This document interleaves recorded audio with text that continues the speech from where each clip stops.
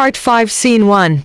Years later. A love that stayed. Years passed, but not in struggle, not in pain, in growth, in laughter, in undeniable transformation. What once began as a helping hand had now become a life fully rebuilt. Nneka stood in front of a mirror, not the woman who once knocked on doors in desperation, but a woman clothed in grace, strength, and honor. Behind her, a home that spoke louder than words. A mansion, wide, beautiful, peaceful, not just built with money, but built with love. Outside, a brand new car gleamed under the sun. Proof that God doesn't just restore, He restores beyond imagination. And the man? He never left. He didn't just help her survive. He chose her. One evening, under a sky painted with soft gold and quiet promises, he stood before her. No crowd, no noise, just truth. "I didn't just come to help you," he said gently. "I came to stay, if you'll have me." Tears filled Nneka's eyes, not from fear, but from a love she never thought she would feel again. "Yes,"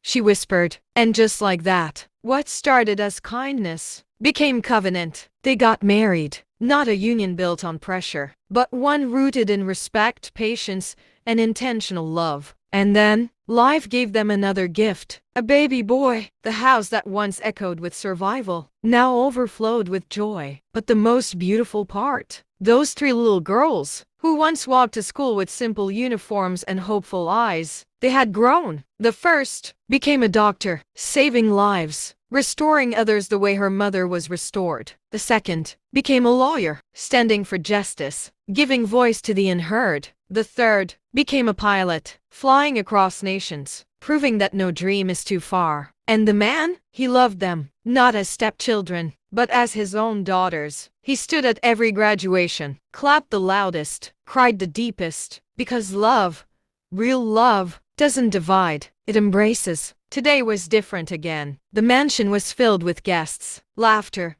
music, celebration, a child dedication. The baby boy rested peacefully, surrounded by a family that once had nothing, but now had everything that truly mattered. Nneka stood beside her husband, her daughters around her, her son in her arms, and for a moment, she closed her eyes, remembering the hunger, the rejection, the nights of tears. Then she opened them to love, to abundance, to peace. Tears rolled down her cheeks again, but this time, they were full, heavy with gratitude. Final word, moral lesson. Listen carefully. Never mock a beginning that looks small. Never conclude a story God is still writing. Nneka was once rejected, forgotten, broken, but her story didn't end there. Because one door, one act of kindness, one divine connection can rewrite everything. So if you're reading this and life feels heavy, hold on, because restoration is real, love still exists, and your story is not over yet.